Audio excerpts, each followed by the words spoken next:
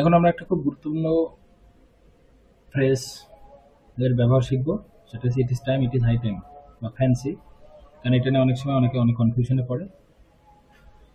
তো ইট ইজ টাইমের পরে নর্মালি টু বসে, ইট ইজ হাই টাইমের পরে একটা সাবজেক্ট আসবে। ইট ইজ টাইমের পরে টু দিয়ে যদি আমি ভি অন দিই, সেটা বোঝায় যে কোনো কাজ আমার এখনই 12টার সময় করার কথা ছিল, 12টার সময় আমার করতে হবে, 12টা বেজে গেছে।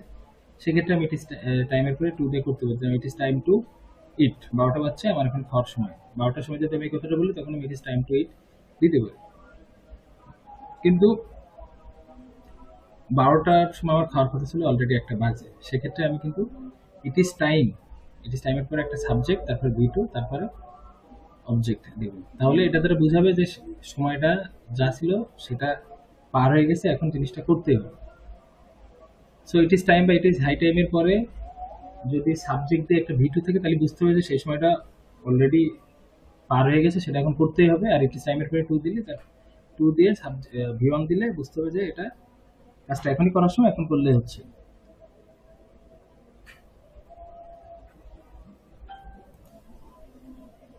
আরেকটা হচ্ছে ইট ইজ হাই টাইমের পরে ফর দিয়ে সাবজেক্ট, তারপরে টু ভি ওয়ান। এটাও ওই ইট ইজ টাইমের মতো, এটার ব্যবহার খুবই কম। মেনলি ইট ইজ টাইম আর ইট ইজ হাই টাইমটাই ব্যবহৃত হয়। আমরা এখানেও কিন্তু ইট ইজ হাই টাইম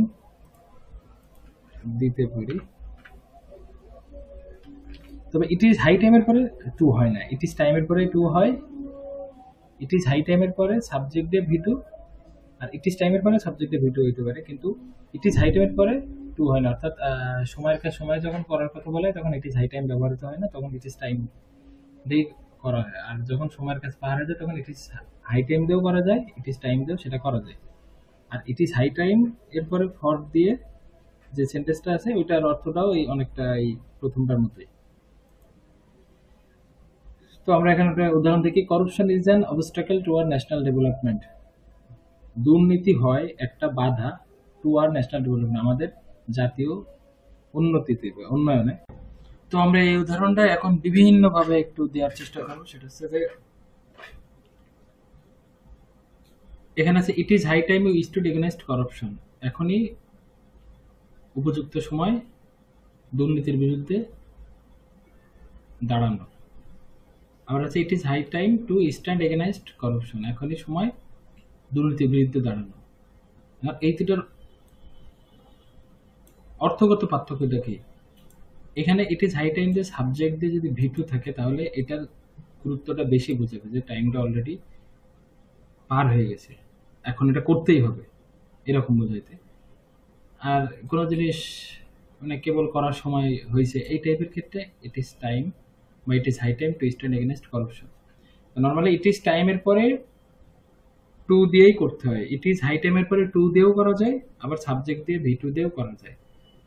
অর্থটা একটু চেঞ্জ হবে। বাংলা প্রায় সেমই, কিন্তু গুরুত্ব বিবেচনা ইংরেজিতে যখন আমরা ইট ইজ হাই টাইম দিয়ে এখানে সাবজেক্ট দিয়ে ভিটু দেবো, তখন এটা বোঝা যাবে যে এটার বেশি গুরুত্ব, বা এটা এখনই করতে হবে, এটা টাইমটা অলরেডি পার। আর ইট ইজ হাই টাইম বা ইট ইজ টাইম যে টু দিয়ে যে করি, তাহলে অন্তত হাই টাইমের থেকে কম গুরুত্ব বোঝাবে। এই হচ্ছে মূল ব্যাপার, যে ইট ইজ টাইমের পরে টু, কোনো কাজ করার সময় আছে তখনই করার ক্ষেত্রে ইট ইজ টাইম বা ইট ইজ হাই টাইমের পরে টু দিয়ে করতে হবে। আর যদি কোনো কাজ এমন হয় যে কোনো কাজটি করার সময় শেষ হয়ে গেছে ইতিমধ্যে, এটা এখন আর না করলে হবে না, সেক্ষেত্রে আমরা ইট ইজ হাই টাইম বা ইট ইজ টাইমের পরে সাবজেক্ট ভি টু দিয়ে করতে হবে। যদি আমি এর আগে বলছি যে ইট ইজ টাইমের পরে সাবজেক্ট ভি টু দেওয়া যায় না, এর প্রচলন কম, দেওয়া যায় না ব্যাপারটা এরকম না। তবে নর্মালি আমরা ইট ইজ হাই টাইমের পরে সাবজেক্ট ভি টু দেবো, আর ইট ইজ টাইমের পরে টু দেবো। এই আছে আমাদের সর্বশেষ কথা। মূল ব্যাপার আছে ইট ইজ টাইমের পরে আমরা টু দিয়ে করবো, আর ইট ইজ হাই টাইমের পরে সাবজেক্ট এবং ভি টু দিয়ে করবো। এখানে আছে যে patriotism is a noble virtue, দেশ প্রেম হয় একটা মহৎ গুণ। It is high time we form this virtue in us. এটাই উপযুক্ত সময় এই গুণটা আমাদের ভিতরে গঠন করে। আর এটা যদি আমরা ইট ইজ টাইম দিয়ে করতাম, it is time to form this virtue in us. এখনই সময় এই গুণটা আমাদের ভিতরে গঠন করা।